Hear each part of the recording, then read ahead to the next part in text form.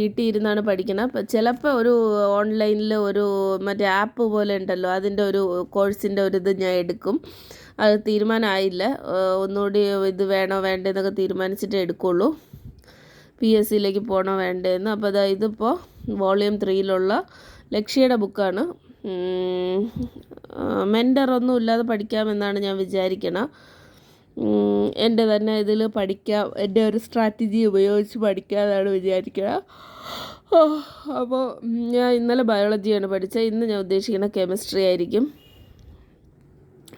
എനിക്ക് ജോലി കിട്ടുമെന്നുള്ള വലിയ പ്രതീക്ഷയൊന്നും എനിക്കില്ല, കാരണം ഞാൻ ഉറങ്ങി പഠിക്കുവാണ്.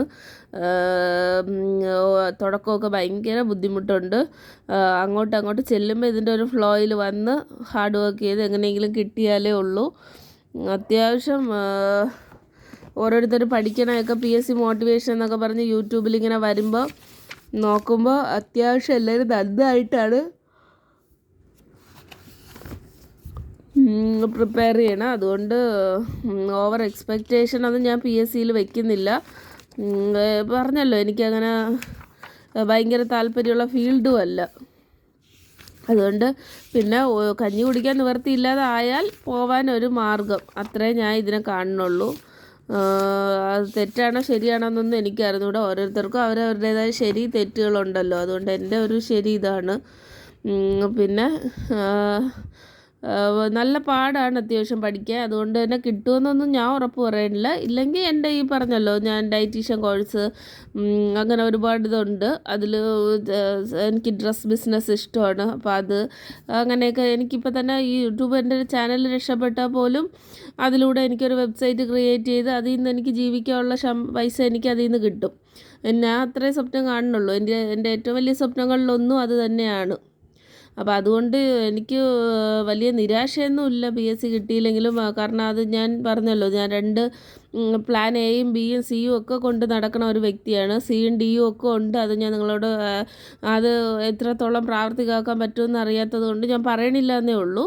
പക്ഷേ ഒരുപാട് പ്ലാന് മനസ്സിൽ വെച്ചേക്കണ, ചുമ്മാ ഇരുന്ന് ജീവിക്കാമെന്ന് വിചാരിക്കുന്ന ഒരു വ്യക്തിയല്ല ഞാൻ. എനിക്കത് ഇഷ്ടമാണെങ്കിൽ കൂടി സാഹചര്യം ഇല്ലാത്തത് കൊണ്ട് ഞാൻ ചുമ്മാ ഇരിക്കാമെന്ന് വിചാരിക്കില്ല. ഇനി ഞാൻ ഒരു കോടീശ്വരി ആയാൽ പോലും ഞാൻ വർക്ക് ചെയ്യും. എന്തെങ്കിലും എനിക്കിഷ്ടമുള്ള ഒരു വർക്ക് ചെയ്ത് ചെറിയ സമ്പാദ്യം കണ്ടുപിടിച്ച് ഫിനാൻഷ്യലി ഇൻഡിപെൻഡൻ്റ് ആയിട്ട് തന്നെ ഞാൻ മുന്നോട്ട് പോകുമെന്ന് വിചാരിക്കുന്ന ഒരാളാണ് ഞാൻ. അപ്പോൾ അതുകൊണ്ട് അങ്ങനെ ഒരു നിരാശയില്ല. ഏതെങ്കിലും ഒരു വഴി കൂടെ പൈസ കുറച്ച് സമ്പാദിച്ച് മുന്നോട്ട് പോകാൻ തന്നെയാണ് ഞാൻ ഉദ്ദേശിക്കുന്നത്, നല്ലൊരു വഴി കൂടെ. അത്രയേ ഉള്ളൂ.